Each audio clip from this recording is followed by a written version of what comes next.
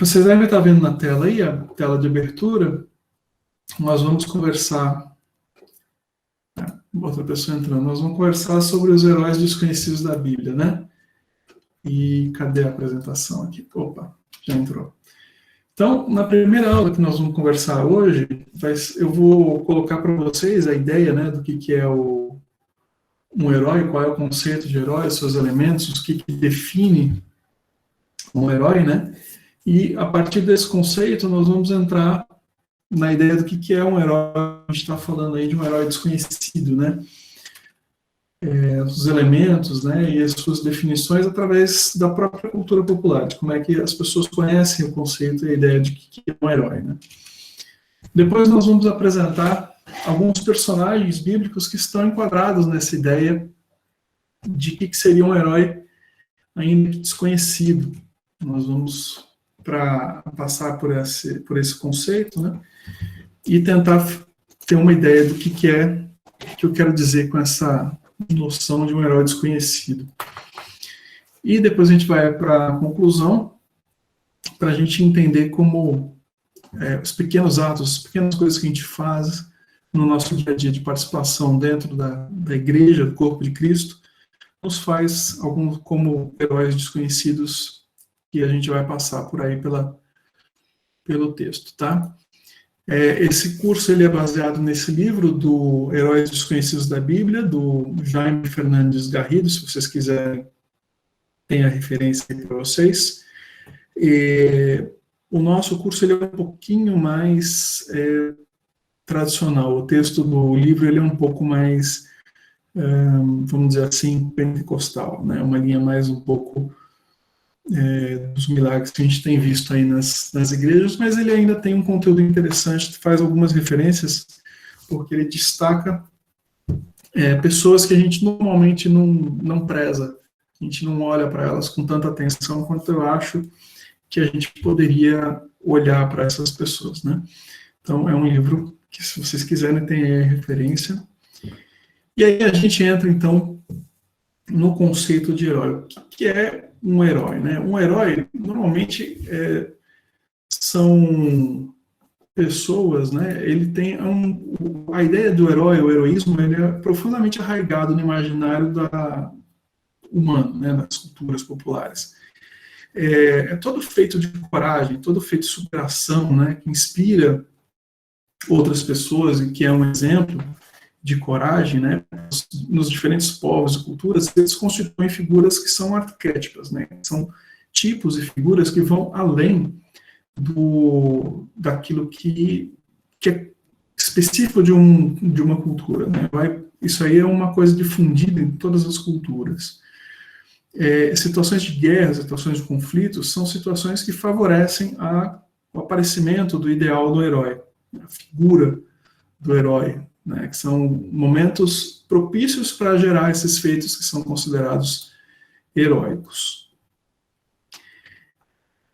E quando a gente vai no dicionário, né, nós vamos encontrar o conceito, a definição do dicionário, ela vai trazer diversas ideias para a gente a respeito do que é um herói, né? Uma pessoa, a gente pegar um dicionário online, por exemplo, você tem o herói como sendo uma pessoa valente, né, cheia de coragem, cheia de feitos,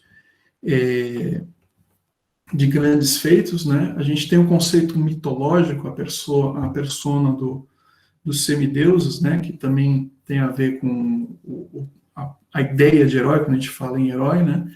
A gente tem essa ideia. Quando a gente está falando de um texto, de alguma obra literária, né, o herói que a gente está falando daí do protagonista, a pessoa que tem a função principal naquela atividade, naquela história, né. E os personagens, o herói também pode ser um personagem ficcional que tem atributos morais muito positivos, né. A gente vai fazer distinção daí de herói em oposição à ideia do anti-herói, que é o protagonista, mas que tem características que são contrárias àquilo que é o ideal de atributos físicos e morais, né? E tem uma pessoa que provoca muita admiração, né? Outro conceito, outra ideia, né? do herói é aquele que traz muita admiração, e geralmente é reconhecido também como um ídolo, né?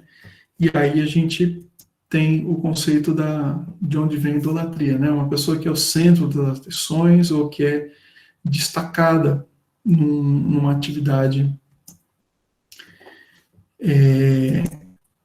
E aí a gente tem ali na tela, né, a gente tem a definição do Hawais, a gente tem a ideia de um mortal divinizado, né, do indivíduo notabilizado por seus feitos, né? E então a gente vai ter as expressões de herói, né? O que é o herói, tá? Então, indo pelo Hawais, né, a gente vai ver essa ideia de que é um filho de Deus ou uma deusa com um ser humano, né, um mortal divinizado, um indivíduo notável que se arrisca, que faz coisas especiais pela sua abnegação, pela sua capacidade de abrir mão de si mesmo, né, e de aceitar aquilo que não é o comum para nós, né. O colega colocou aqui o Adam Simões. Existe um livro sobre a definição popular do herói. Nele lemos que a jornada, como aspectos e situações que formam esse personagem. O livro é o herói de mil faces. Na verdade, a jornada do herói é um conceito que surgiu, eu não vou me lembrar agora do autor, ele escreveu um livro justamente sobre como é que as grandes histórias desenvolvem o relato de um ato heróico, né? E ela é relativamente comum, né? Que ele passa por um arco e ele tem um determinado cotidiano, depois ele cresce, aí ele enfrenta uma dificuldade, e depois ele passa exatamente, e ele enfrenta aquela dificuldade e depois ele passa por uma etapa de superação para atingir daí um objetivo vitorioso, né? Esse conceito do herói. Então, mas a ideia aqui é a gente fechar em 4 conceitos, 4 ideias do que é um herói, né? Como é que a gente visualiza, como é que a gente percebe a palavra herói, né? O que ela traz na nossa mente de ideia quando a gente vê o herói propriamente dito, né? Então a gente vê a ideia que traz na nossa mente quando a gente ouve a palavra herói. A primeira ideia que vem é dessa ideia do semideus, né, da ideia que é a ideia grega do herói, né, o indivíduo notável, que passa por coisas especiais, né, aquele capaz de superar, né, capaz de suportar dificuldades que são em comum.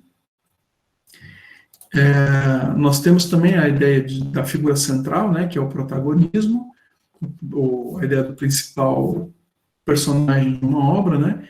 E aquele indivíduo que desperta admiração e ídolo. Nós vamos andar por essas quatro percepções da expressão de herói. Basicamente, né, quando a gente olha a palavra herói, a gente pensa nessas 4 ideias. Ou a gente pensa no semideus, que é o conceito grego, a gente pensa naquele que é o protagonista de uma história, ou aquele que é o realizador de grandes feitos, né? Ou daquela pessoa que provoca uma grande admiração ou um ídolo, tá? O semideus é a história do herói clássico, né? O herói clássico, que é o herói que nasce ali no contexto da mitologia grega, ele é o herói que tem uma descendência divina, ele é parte humano, parte divino, né? E ele traz uma série de capacidades especiais, né? A mitologia grega, ela traz esse conceito do herói e desenvolve essa percepção, tá? Como protagonista, o herói é a figura central de uma história. Ele tem uma variedade de características. Quando a gente vai ver o herói como protagonista, a gente vai perceber que ele não é necessariamente só o herói puro e perfeito idealizado. Ele vai desde o herói puro, perfeito idealizado até o anti-herói, né? Ou mesmo, às vezes, as histórias, o protagonista é o próprio vilão da história. Então, quando a gente tem o conceito de protagonista, quando a gente olha para o herói como um protagonista da história, a gente vai ter uma variedade muito grande de percepção da ideia do que é o herói, né? Já como realizador de grandes feitos, a gente vai encontrar os heróis cotidianos, né? Quando a gente ouve falar dos grandes guerreiros, grandes líderes, santos, ou pessoas que realizem atos de bravura, né? Aquele bombeiro que entra numa casa em chamas, né? Aí a gente passa para os nossos filhos, a gente fala, nossa, esse cara é um herói, né? Ele é capaz de atos de bravura, de heroísmo que são são típicos dos nossos cotidianos. Não é um herói idealizado, daí, né? É um herói mais humanizado, é um conceito claro, né, visível de uma pessoa que faz atos de bravura e atos que o homem comum não está disposto a enfrentar, né. Então ele é valorizado por esses atos de bravura, de superação ou de altruísmo. A ideia de herói também é esse que é realizador de grandes feitos. E pode ser também um ser que traz muita admiração, tá? São bem comuns as pessoas focarem na pessoa do herói e incluírem nele, buscando na pessoa do herói os seus exemplos, né, como um modelo de comportamento, extremar essa percepção do herói de tal maneira que ele se torna também um conceito e não um herói de verdade, né? Ele passa a ser uma ideia e ele passa a ser um objeto de admiração, enquanto ele deveria ser meramente um modelo, uma visão, uma pessoa que você vai buscar nela características positivas que você deve incorporar. As pessoas vão esquecendo que essa pessoa tinha características negativas e vão santificando, beatificando aquela pessoa ao ponto de torná-la um ídolo e passar a ser uma pessoa idolatrada, né? E uma pessoa que não é vista mais como uma pessoa com defeitos. Então, nós temos alguns exemplos, né, desse tipo de figura de personificação. Dentro da Igreja Católica é muito comum, pela difusão do cristianismo, né, e a prevalência da Igreja Católica, essas pessoas que anteriormente tinham essa característica, a personificação de perfeição que a gente via dentro da mitologia grega e dos próprios conceitos, né, de herói ali, a gente vê que as histórias mitológicas são transferidas para as pessoas, para a personalidade dos santos católicos, né? E aí esses protagonistas que têm histórias de martírio, de grandes feitos em nome da fé, ideais da igreja, né, acabam sendo objetos de idolatria, acabam sendo santificados, acabam recebendo uma percepção, uma visão de uma figura que são elevados a ponto de serem colocados como santos, né, como uma pessoa que acaba se tornando uma figura de idolatria. A gente tem um caso aqui, eu estou usando para vocês, o exemplo do São Jorge. O São Jorge, ele é uma pessoa, ele existiu como pessoa, ele era uma pessoa, um participante da igreja, né, ele era uma pessoa nascido em 275, era uma pessoa rica, educada, e desenvolveu uma carreira militar muito relevante, e enquanto ele desenvolveu essa carreira militar, ele foi confrontado com a perseguição aos cristãos que era promovida pelo imperador da época, Diocleciano, e aí ele toma uma atitude relevante, ele distribui seus bens e passa a defender abertamente a fé cristã. Quando ele começa a fazer isso, ele é preso, torturado e morto. Então, como pessoa, ele, vamos dizer assim, ele fez atos de relevância, de grande altruísmo, de abertura de coração, ele defendeu a fé e ele fez por merecer, vamos dizer assim, essa percepção de um herói, né? O problema é que essa ideia de herói, quando ela se transforma em culto, a tradição católica, ela diz, né, que os cristãos, na época, recolheram o corpo de São Jorge e passaram a venerar a imagem dele como santo, como pessoa. Esses atos de bravura, esses atos de grande valor dele passaram a ser valorizados, e a ponto de que a pessoa dele passou a ser percebida mais pelos seus feitos, né, do que, às vezes, pelas qualidades negativas que ele tem. As pessoas deixam de notar as qualidades negativas e tornam ele um mártir, né? E aí a Igreja Católica tornou ele um santo, e como santo ele passou a ter uma valorização extremada, e a tradição católica falava que começa a trazer lendas e histórias e começa a introduzir capacidades e eventos que não são condizentes com a realidade daquela pessoa que ele era. A lenda de São Jorge diz que, enquanto ele era militar, eles tiveram um acampamento numa determinada região em que havia um dragão. E essa besta, né, o dragão, as pessoas da cidade então ofereceriam as suas crianças para manter esse dragão longe. Então o Jorge teria lutado contra o dragão e vencido o dragão e libertado a cidade dessa atividade, né, de sacrifício e etc. Então, isso daqui traz uma história que vai além daquela história de superação e de martírio que o própria pessoa de São Jorge tinha originalmente, e essa ideia da tradição é que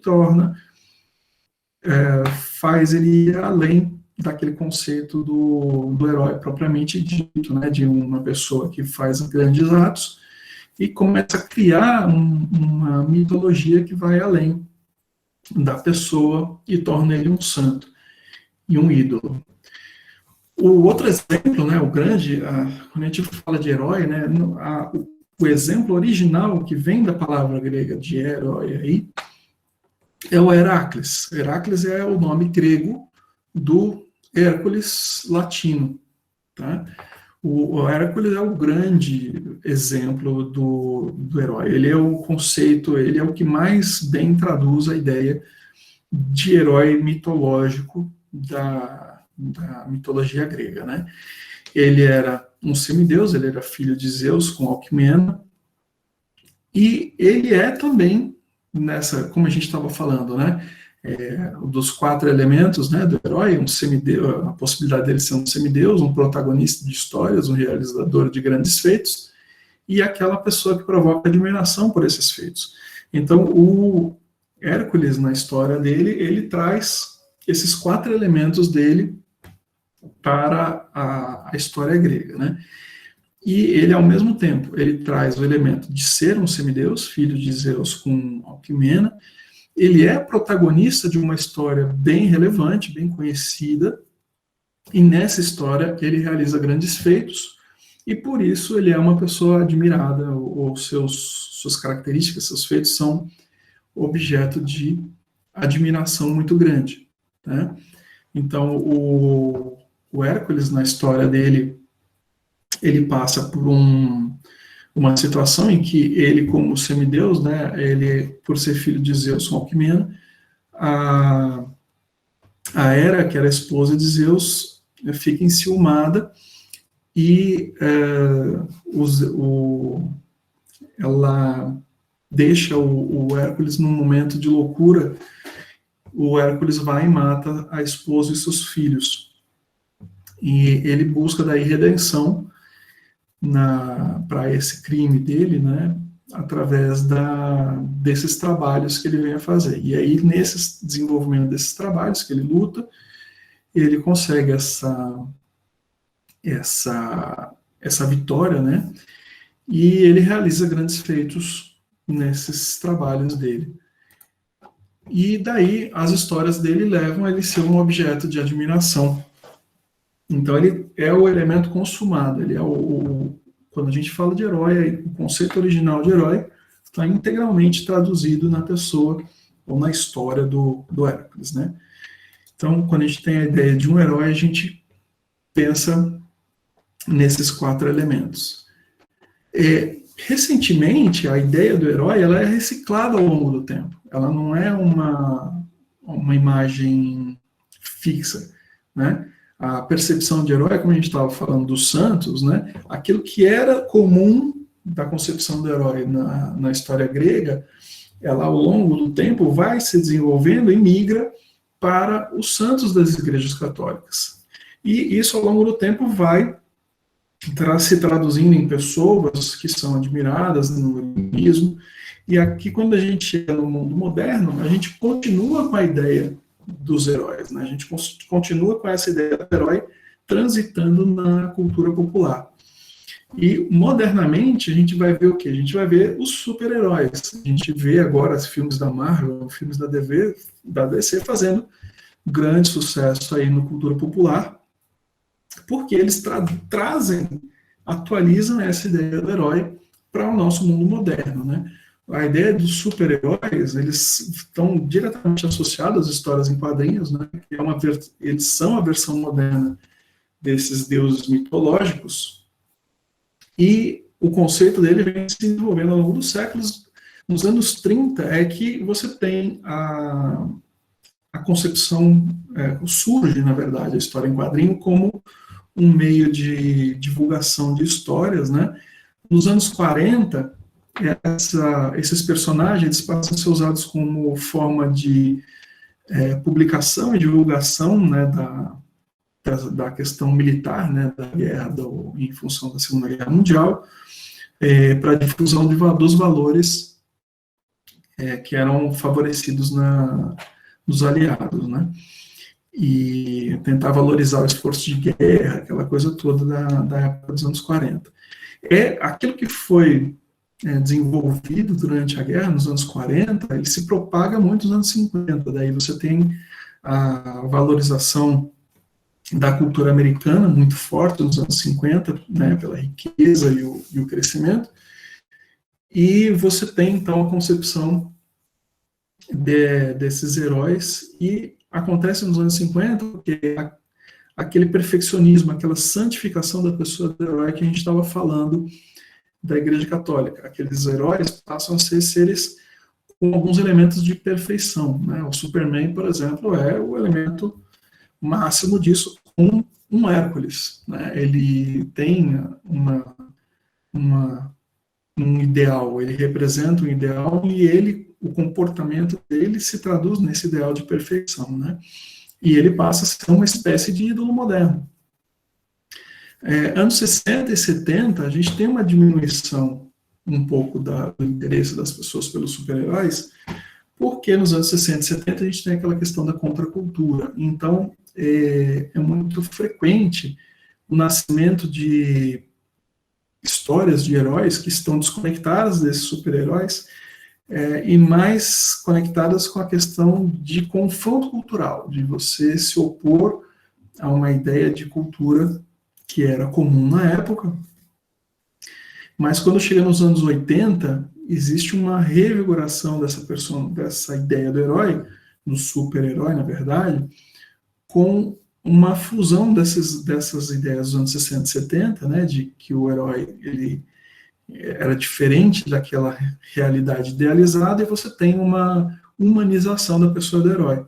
Então a gente passa a ter uma série de Hércules modernos, que são heróis com características especiais, que passam por histórias de superação, com atos de bravura e atos de grandes feitos, mas que também têm características humanas, o que permite uma identificação muito grande das pessoas com isso, e a gente tem então a explosão moderna da cultura do super-herói, né?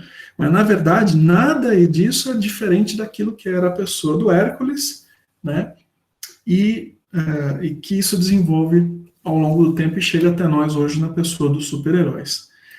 Obviamente, o que nos interessa aqui, né, quando a gente fala daqueles 4 conceitos, né, do herói, como semideus, como protagonista, como realizador de grandes feitos, ou como um ídolo, né, nos interessa, para nosso curso aqui, para o nosso intento aqui, do nosso entendimento, é conhecer o herói como um protagonista de uma história e um realizador de grandes feitos, tá?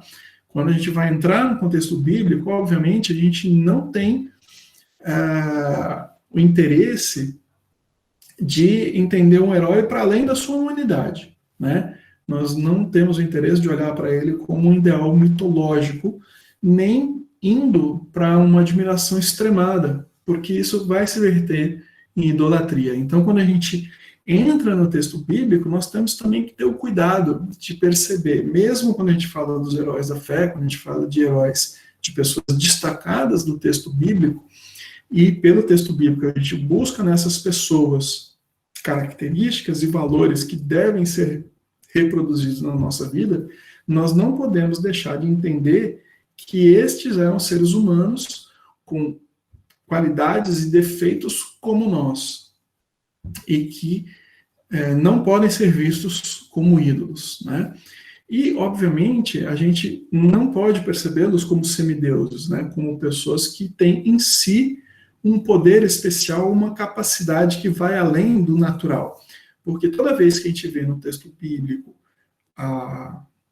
uma pessoa com alguma coisa, com algum poder, com alguma capacidade que vai além do natural, nunca é daquela pessoa essa capacidade, mas é Deus que permite que ela, através da vida daquela pessoa, Deus manifeste o seu poder e não o poder da própria pessoa, né? Então, nos interessa aqui no nosso contexto entender a ideia do herói como um protagonista da história, e a partir disso, quando ele realiza, como protagonista, ele realiza esses grandes feitos.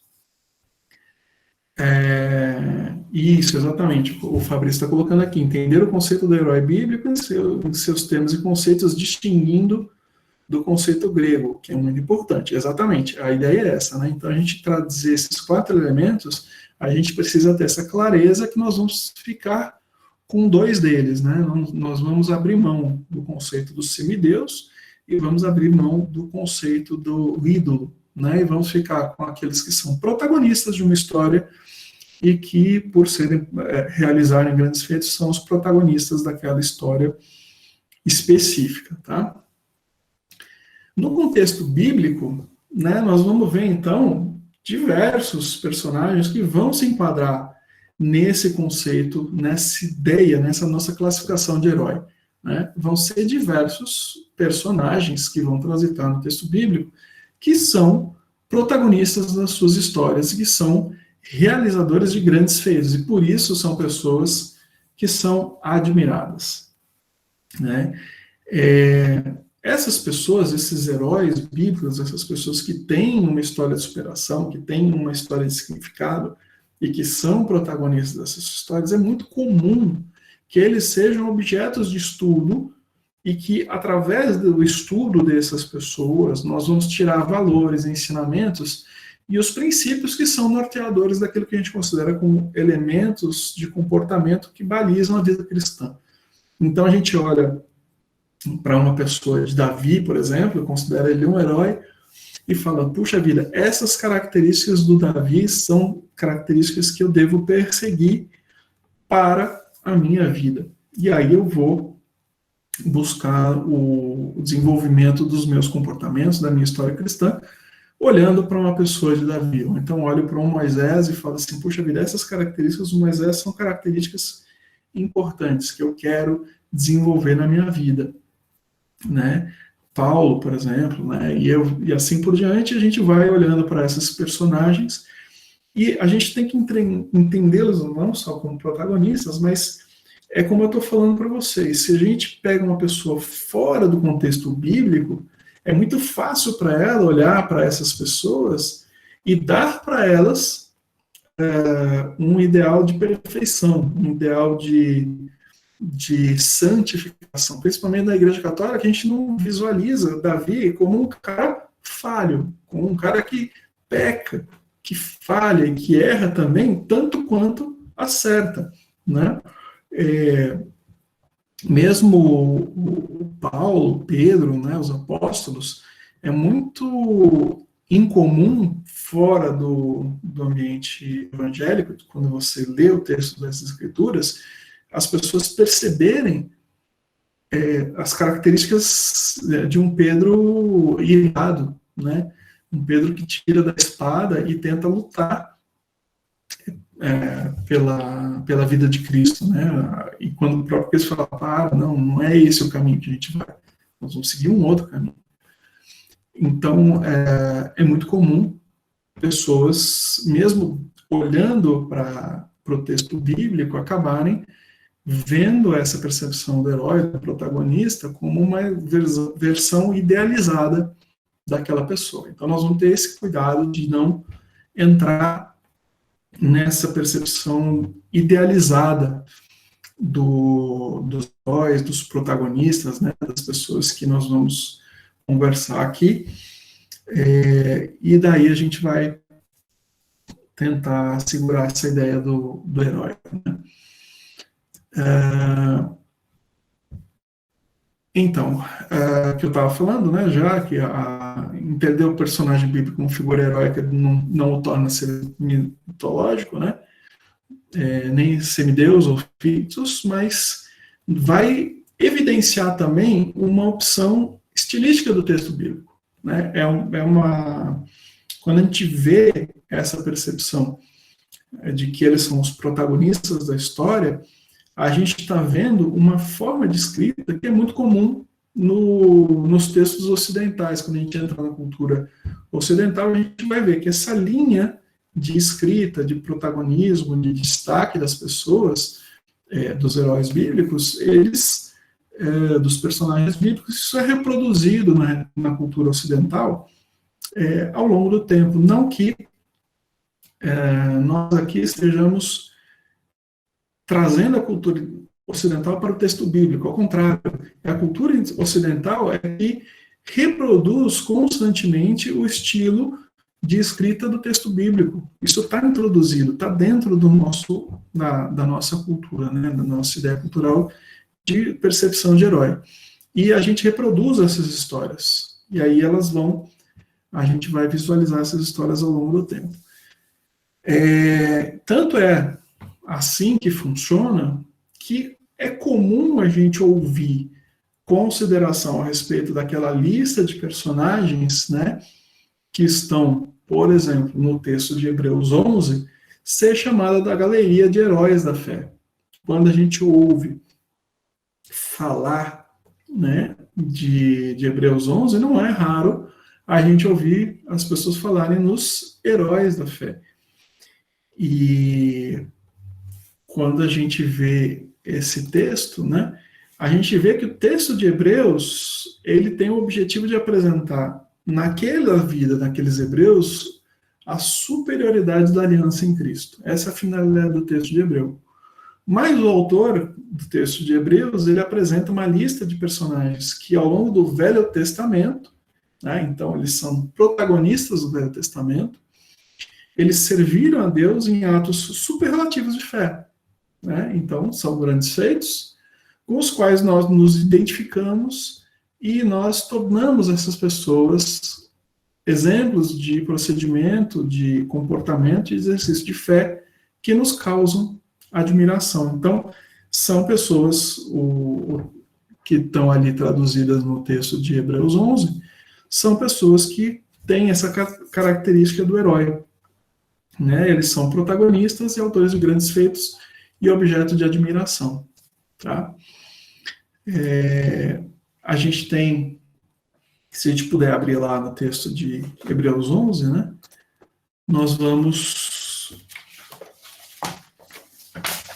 pegar, se vocês puderem ler aí Hebreus 11, né, nós vamos ver esses nomes que estão ali destacados, né, no texto, sempre é pela fé. Sempre os atos vitoriosos desses que estão listados aí, a fé é o grande denominador comum nessa história de Hebreus. O texto de Hebreus, né, a partir do versículo 2, ele fala assim: pela fé, os antigos obtiveram bom testemunho. Pela fé, entendemos que o universo foi formado pela palavra de Deus, de maneira que o visível veio a existir das coisas que não aparecem. Pela fé, Abel ofereceu a Deus mais excelente sacrifício do que Caim, pelo qual obteve testemunho de ser justo, tendo a aprovação de Deus quanto às suas ofertas. por meio dela também, mesmo depois de morto, ainda fala. Pela fé, Enoque foi trasladado para não ver a morte. Não foi achado porque Deus os trasladara, pois antes da sua trasladação, obteve testemunho de haver agradado a Deus. De fato, sem fé, é impossível agradar a Deus. Portanto, é necessário que aquele que se aproxima de Deus creia que ele existe e se torna galardoador dos que o buscam. Pela fé, Noé, divinamente instruído acerca dos acontecimentos que não se viam, sendo temente a Deus, aparelhou uma arca para a salvação da sua casa, pela qual condenou o mundo e se tornou herdeiro da justiça que vem da fé. Pela fé, Abraão, quando chamado, obedeceu, a fim de ir para o lugar que deveria receber a sua herança, e partiu sem saber para onde ia. Pela fé, andou por terra de promessa, como terra alheia, habitando em tendas, como Isaac e Jacó, herdeiros da mesma promessa, porque aguardava a cidade que teria fundamentos, do qual Deus é o arquiteto e edificador. Pela fé, Sara recebeu o poder para ser mãe, não obstante avançada idade, pois esteve fiel àquele que lhe havia feito a promessa. Todos morreram na fé, sem ter obtido as promessas, vendo-as de longe, saudando-as, confessando que eram estrangeiros e peregrinos sobre a terra. Então, essas pessoas que nós temos listadas, né, quando a gente vai no texto ali de Hebreus 11, a gente vai ver todas essas pessoas, todos esses protagonistas, e como protagonistas, como grandes feitos, mostrando o valor da fé dentro do contexto do Antigo Testamento, para mostrar o grande valor, como a aliança em Cristo supera a aliança do Antigo Testamento. E essa lista a gente aí chama de heróis da fé.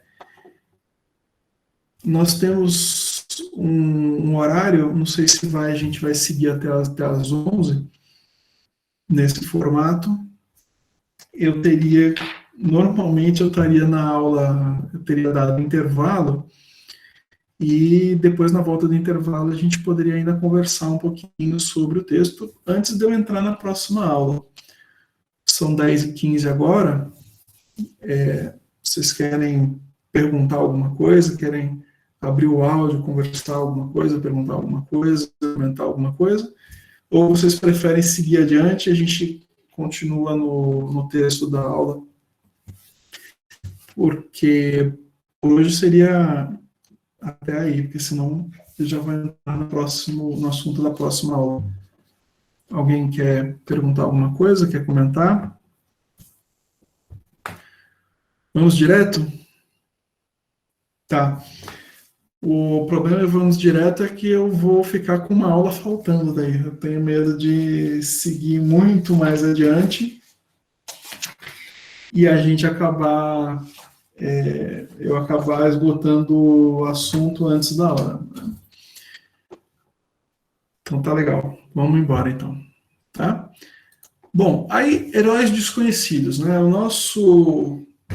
nossa ideia, né, central aqui é falar de heróis desconhecidos. Quando a gente fala que o herói, ele é o protagonista, ele é o autor de grandes feitos, né? Porque a gente pode trazer uma ideia de um herói desconhecido, que é um contrassenso a gente falar de um cara que é um protagonista e a ideia de um protagonista contra a ideia de alguém desconhecido, né? Então, como a gente pode apontar um herói que é desconhecido? Não é contraditório? Não parece uma coisa contrária em si mesmo, né? Na verdade, quando a gente volta para a cultura popular, a gente vai perceber que os diversos super-heróis, né, eles têm apoiadores, ou chamados, né, os modernamente sidekicks, né, principalmente nas histórias em quadrinhos, é comum a gente ver a ideia do sidekick. Tem até alguns filmes, um é muito engraçado, que tem uma escola que é dividida, né, tem uma escola para os sidekicks e uma escola para os super-heróis, e eles têm uma questão de preconceito em relação aos sidekicks, que são os ajudantes na história. Mas, na verdade, esses apoiadores, que a gente vê esses apoiadores na história, eles normalmente são aqueles que partilham aquela jornada do herói que o colega colocou no texto, né? Quando a gente vê uma história, essa história da jornada do herói, aquele arco do herói, é comum, frequente na cultura popular que a gente veja que esses heróis são acompanhados por alguma pessoa que tem uma função relevante dentro da história do herói. Ele não é o protagonista, mas ele é um grande apoiador daquele que é o protagonista e que partilha dessa história integralmente, da história do herói. Então, esse é o herói desconhecido. Tá? Para a gente ter uma noção, uma grande história. A grande história da Távola Redonda, você tem o Rei Arthur. O Rei Arthur, ele é o protagonista. Ele é o personagem central dessa história. É para ele que a história é feita e é a história dele. Mas ele é integralmente, o tempo todo, acompanhado por um cara que é o Sir Lancelot. Sir Lancelot é um apoiador. Ele acompanha o herói Arthur, o protagonista Arthur, e ele tem características que são complementares ao rei Arthur. Enquanto o Arthur serve, ele tem um propósito, o propósito dele de história é ser o dono do trono, né, aquele cara que vai dominar, que vai ser o unificador da Inglaterra, da história da Inglaterra, vai ser o unificador dos reinos em um reino só, sob o qual Arthur é o grande rei. Ele é um cara diplomático, ainda que guerreiro, ele é um cara mais diplomático, é um cara de decisões, e ele é um cara também de caráter, ele tem muitas características, né, que são aquelas que a gente fala do exemplo de caráter, enquanto o Lancelot, ele é conhecido pela ousadia, pelo espírito aventureiro, pelo desejo e pela capacidade de combate, de luta, né? Então, no texto da história de Lancelot e da Távola Redonda, Arthur e Lancelot são personagens complementares, aquilo que existe em um e falta no outro. A dupla serve a um propósito maior, eles têm um resultado melhor quando estão juntos do que se fosse só o Arthur sozinho. Outra figura que a gente percebe isso é o Dr. Watson nas histórias de Sherlock Holmes. Nas histórias de Sherlock Holmes, você não conhece, pelo próprio texto, você não conheceria a história de Holmes se não fosse o Dr. Watson. A pessoa desse Dr. Watson, ele é não apenas o narrador, mas ele é o divulgador das histórias de Sherlock Holmes. Dentro do próprio texto das histórias de Holmes, o Watson é conhecido por divulgar a história de Holmes. Ele é aquele que vai e põe Holmes no mercado, e põe Holmes nas histórias. Ele que equilibra a pessoa de Holmes também. Porque Holmes, pela sua genialidade, aquela capacidade extremada de dedução, também era uma pessoa inepta em todos os outros campos da vida. Então, ele não era aquela tipo da pessoa que não era capaz de fazer uma refeição se ninguém colocasse à mesa. Não seria capaz de observar os detalhes do cotidiano, né, ter uma vida cotidiana, se não tivesse uma pessoa dando suporte para ele. Então, o Watson, na história do Holmes, é um contraponto. Ele serve para ancorar a pessoa do detetive, que é uma pessoa absurdamente irreal, exageradamente com capacidades exageradas, né? O Watson é que faz a âncora desse detetive ao mundo real. Ele que prende o Sherlock Holmes no mundo real, porque senão talvez o Sherlock Holmes fosse aquele tipo que só divaga, ou que vaga pela vida sem fazer coisas que tenham resultado útil para o mundo real, né? Então, o Dr. Watson ele é fundamental para o andamento do personagem Sherlock Holmes no mundo das histórias de Sherlock Holmes. Mesmo na história que a gente falou que é a grande história representativa do herói, né? A história que é a história fundamental da ideia do herói. Você tem o Heracles, ele é acompanhado nas suas viagens pelo sobrinho, o Iolau. Iolau era sobrinho do Hércules, do Heracles, e ele acompanha o Heracles. Inclusive, uma das grandes, né, vitórias ali do Hércules não teria acontecido sem o apoio do Iolau. Porque quando o Hércules cortava a cabeça da Hidra, duas cabeças nasciam. E eles conseguiram descobrir que se eles queimassem, se eles cauterizassem aquela cabeça que foi cortada, não nasceriam outras cabeças. Então, o Hércules cortava a cabeça e o Iolau ia lá e punha fogo na cabeça que foi cortada para evitar que aquela outra cabeça nascesse. Então, você tem um componente, você tem um apoiador, você tem uma pessoa que compartilha daquela jornada de herói sem ser o protagonista, mas que ele tem uma relevância, ele tem uma importância muito grande para a realização daquela história principal.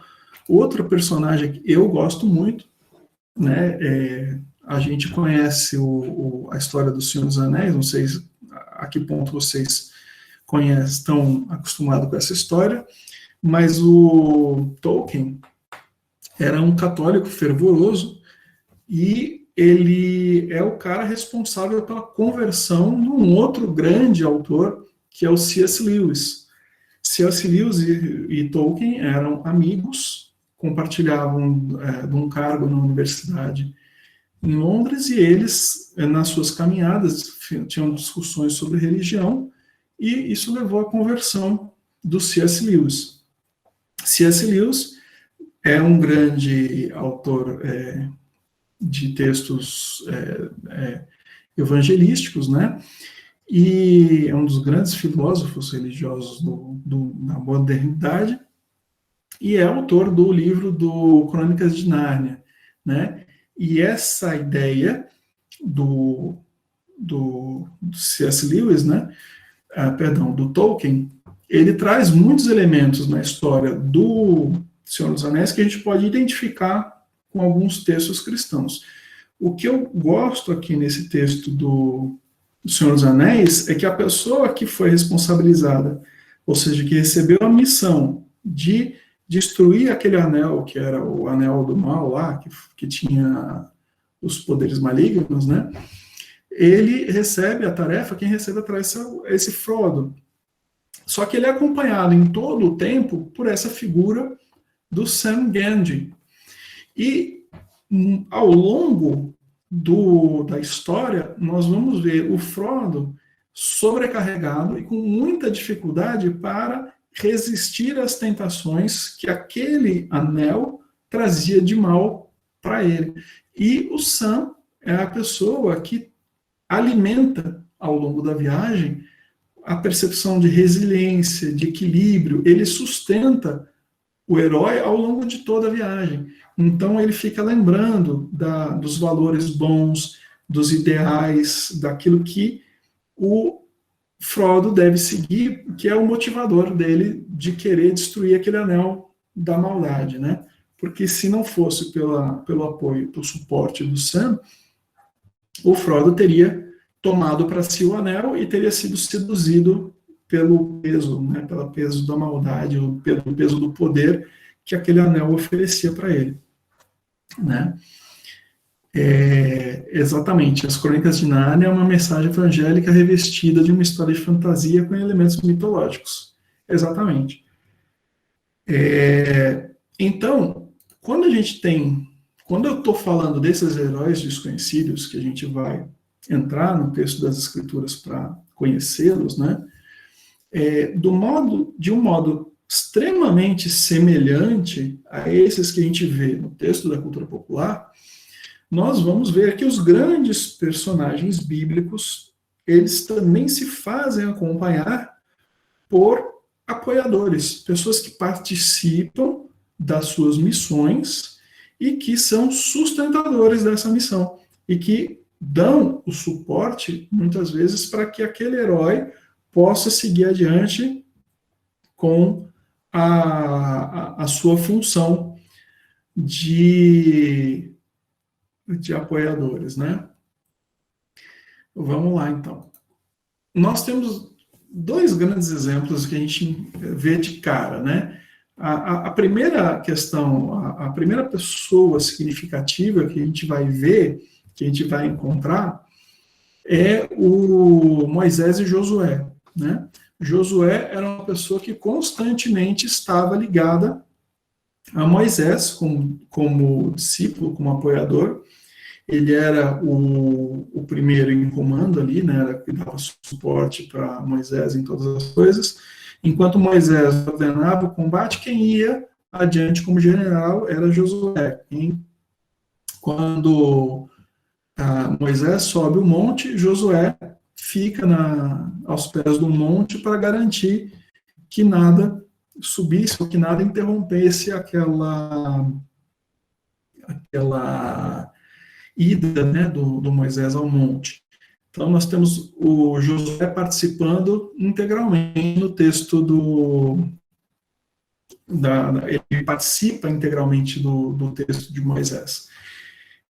Josué e Caleb são os dois únicos, são os espias que foram para aquela viagem conhecer a terra prometida e que voltaram confiantes naquela história da promessa, daquilo que foi oferecido por Deus, que foi entregue por Deus para eles. E são os dois únicos que voltam ainda fiéis a essa ideia, né? O Caleb, ele também é um apoiador, ele também é um participante da história de Moisés. Ele leva isso daí adiante, né? Nós temos Moisés e Arão, tá? O Moisés e Arão não é uma relação só de discipulado, né? Você tem uma relação em que pessoas participam da história do herói e complementam aquilo que é um limite do herói, do protagonista, tá? Então, Moisés e Arão, por exemplo, quando Moisés tem aquele encontro com Deus, ele mesmo não se julga apto para aquela missão, que é aquilo que eu estava falando para vocês, da história aqui do Sam e do Frodo, né? O Frodo, ele muitas vezes, ele está sobrecarregado por aquela missão. Ele tem uma missão para a qual ele não se encontra habilitado. E ele precisa do suporte do Sam, não como discípulo, mas como apoiador, como aquele que dá suporte para ele, né? Seguir adiante nessa missão. A mesma coisa acontece com Moisés e Arão. Quando Moisés se apresenta, Deus convoca Moisés, o próprio Moisés não se julga apto para aquela missão que Deus estava dando para ele. Ele fala assim, eu sou um homem de boca dura, eu não sei falar, eu não sei, né, não sou um cara bom. E Deus fala, olha, faz o seguinte, você vai pegar o seu irmão, Arão, ele é bom, ele é um bom diplomata, ele vai ser o seu profeta, ele vai ser o cara que vai falar em seu nome, ele vai falar em nome de Deus, né, através daquilo que o Moisés orientasse. Então, o Arão, na história de Moisés, ele é também um co-participante. Ele vai ao longo da história de Moisés, ele participa de toda a história de Moisés, e ele é a pessoa que dá voz àquilo que Moisés tinha que falar. Ele também tem essa função de participante da história de Moisés. Moisés é o protagonista, Moisés é o centro da história, mas Arão, Josué, Caleb são apoiadores, pessoas que estão no entorno de Moisés, sem o qual Moisés não faria essa história. Até porque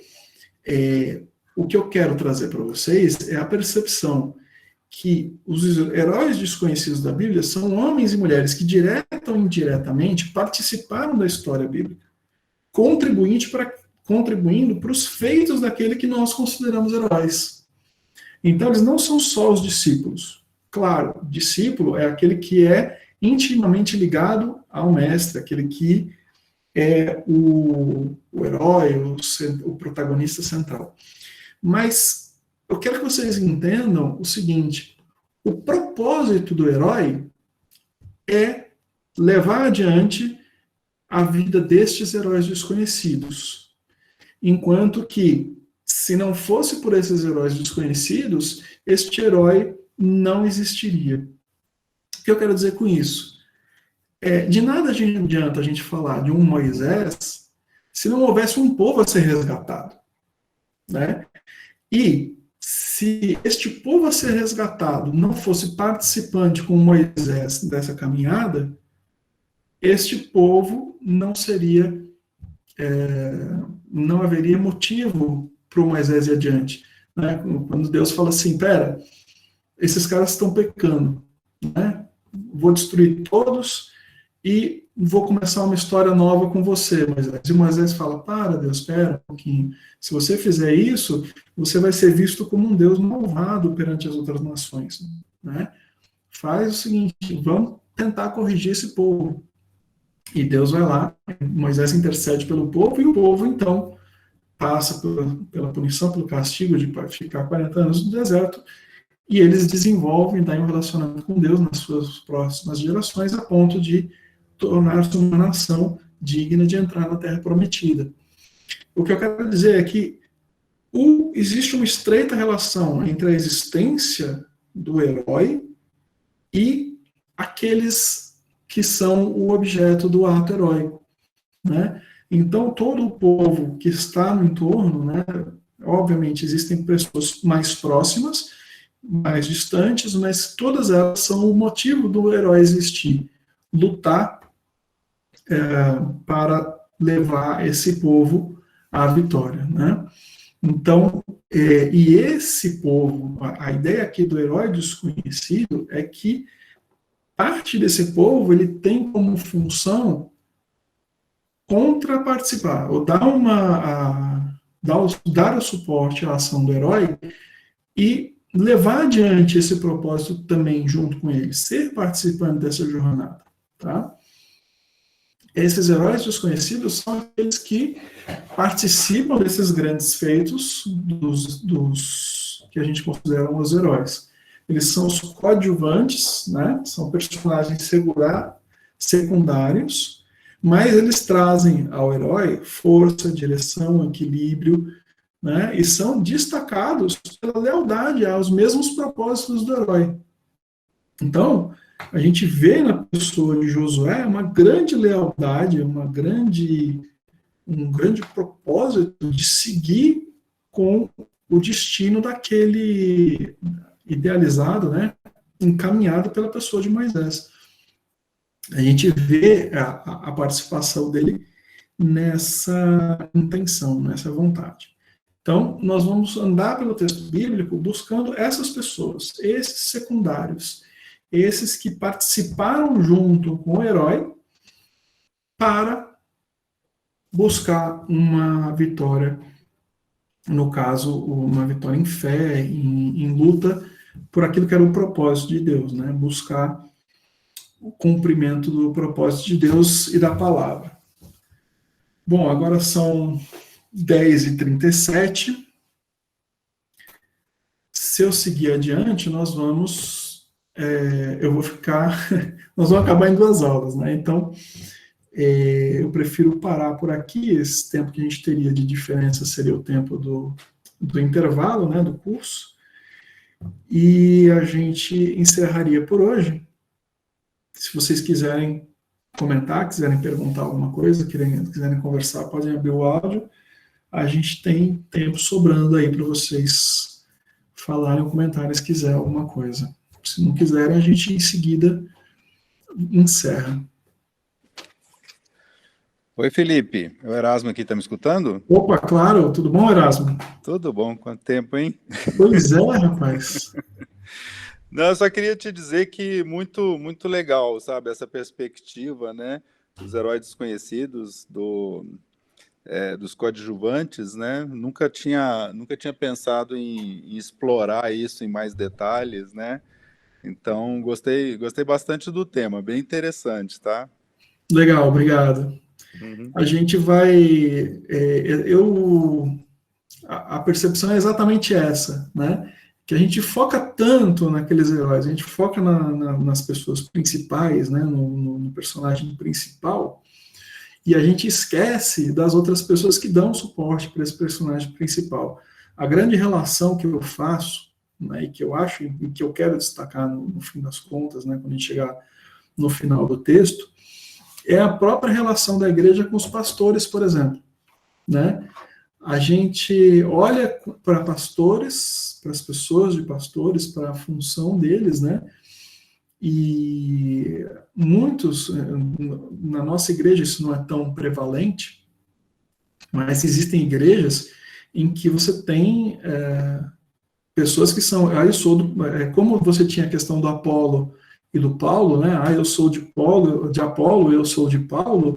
Você tem pessoas que idolatram um determinado pastor. Então, tem pessoas que são, eu sou do pastor tal. Então, quando tem o culto do outro pastor, ninguém vai. Né? Isso não é raro nas igrejas. Como também você tem igrejas em que o pastor passa a ser idolatrado como uma pessoa perfeita, um super-herói, um cara especial, e as pessoas deixam de ver que é uma pessoa que também é falha, que também peca, que também tem problemas, né? E acabam virando uma idolatria pastoral. Por outro lado, quando você tem essa idolatria pastoral, quando você tem pessoas olhando diretamente só para o pastor, para aquele pastor específico, como uma percepção específica, as pessoas esquecem que elas também são apoiadoras desse pastor. Então, a razão de ser daquele pastor é o rebanho, né? O pastor, ele está lá porque existe um rebanho, e o rebanho também tem uma função. Eles, mesmo sendo coadjuvantes, não sendo pastores, o rebanho ele tem uma função de participar com esse pastor no cotidiano da igreja. Não adianta você contar só com o pastor. O rebanho tem que ser participante, ele tem que ser o apoiador, ele tem que ser o sidekick, ele tem que ser a pessoa que participa da história, né? Ele, como coadjuvante, ele tem parte a fazer na história. Então, a gente olhar para esses desconhecidos, nós vamos perceber que mesmo esses heróis, mesmo que a gente considere heróis da Bíblia, eles tiveram pessoas no seu entorno que foram fundamentais para aquela história, para aquela realização, e que, ao mesmo tempo que eles são participantes, eles são o resultado da história, né? E a gente vai ver exatamente isso. A ideia é essa, trazer a percepção de que nós, como igreja, somos esses apoiadores, somos esses que participamos da história, que temos um papel, temos uma função a cumprir. Não só o pastor lá em cima sozinho, a ser idolatrado, ou ser considerado uma pessoa especial, e também quando o pastor peca, a igreja inteira morre, né? Não pode existir esse tipo de coisa, né? Então, é interessante isso.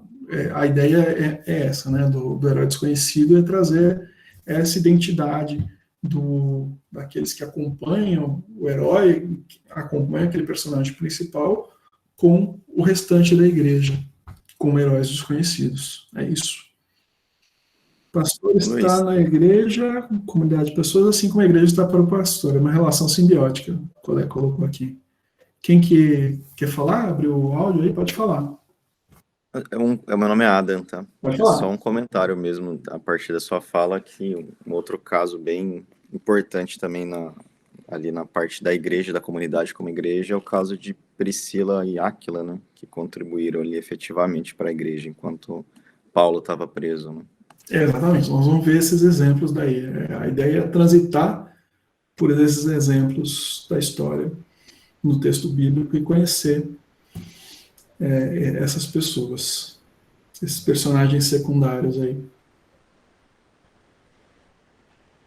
Paz, meu irmão Felipe, parabéns aí pela aula, pela palavra, pelo Obrigado. conhecimento aí, Deus continue te usando, te abençoando, e de fato, levar essa reflexão, né, a partir do texto bíblico, dentro do contexto bíblico, separar o que é do que não é, essa questão do conceito grego, está muito dentro de nós, estamos embebidos dentro dessa cultura grega, Exatamente. e é muito difícil a gente distinguir ela de nós, então é importante a gente distinguir, é importante a gente entender o que é um conceito grego, o que é uma mitologia grega, o que é uma história grega, né? Até para esse momento cultural que nós estamos vivendo, os super-heróis da Marvel, tudo isso que estamos aí embebidos, e a gente quer trazer essa mesma lente para o texto bíblico. É muito perigoso isso, e fazer essa distinção é muito importante para a gente fazer essa leitura nos seus próprios termos, no seu próprio contexto, no seu próprio sentido, daquilo que realmente Deus propõe como um propósito, né, para o seu povo, para a sua igreja,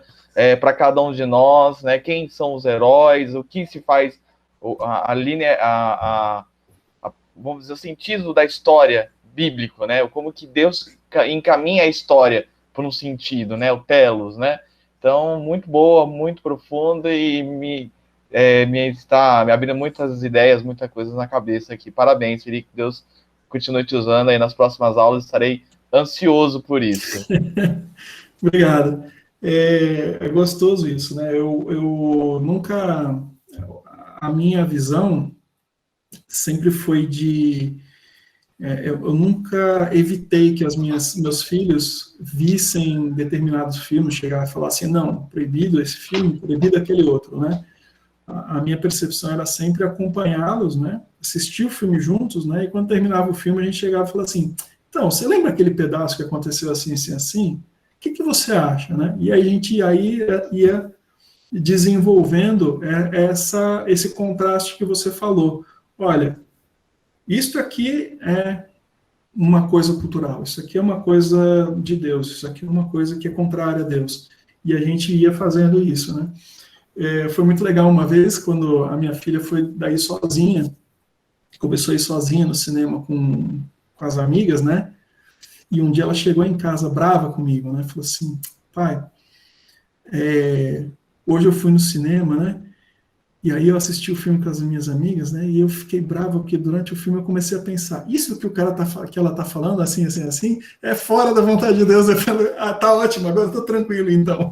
Agora eu já consegui o que eu queria, botar na sua cabeça essa visão crítica, né? De você para e pensa sobre aquilo que você está vendo. Não adianta querer evitar que você assista determinadas coisas ou determinados segmentos.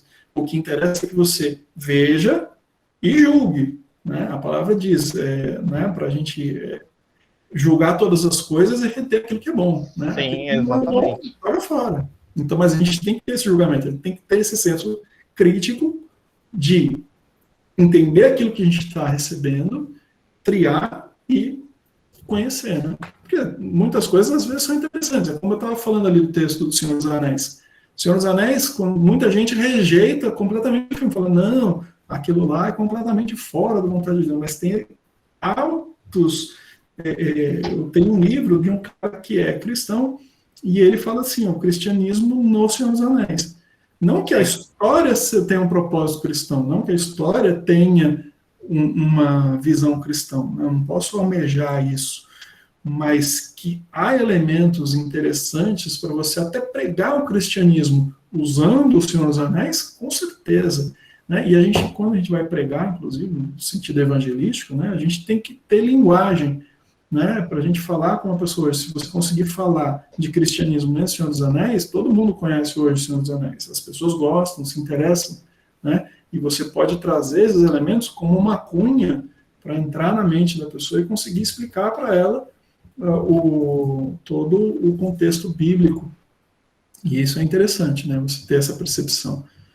E usar do modelo do apóstolo Paulo, né? Sempre que ele chegava e pregava em algum lugar, ele usava o contexto cultural daquele povo, daquela cidade, para tocar aquele povo. Então, quando ele pregava numa sinagoga, era o contexto judaico, era o conceito judaico, e ele era judeu, então ele tinha facilidade. Mas quando ele pregava para gentios, num contexto extremamente gentílico, ele usava os pontos de contato daquela cultura, daquele povo, daquela sociedade, para fazer clara a mensagem. Então, essa posição, né, de nós termos esse ponto de contato, termos esse vínculo da cultura, identificar os elementos de similaridade e usar esses elementos como conversação. Então, Senhor dos Anéis, Crônicas de Nárnia, Pequeno Príncipe, são esses filmes que você comentou, dos super-heróis, que nós comentamos aqui agora,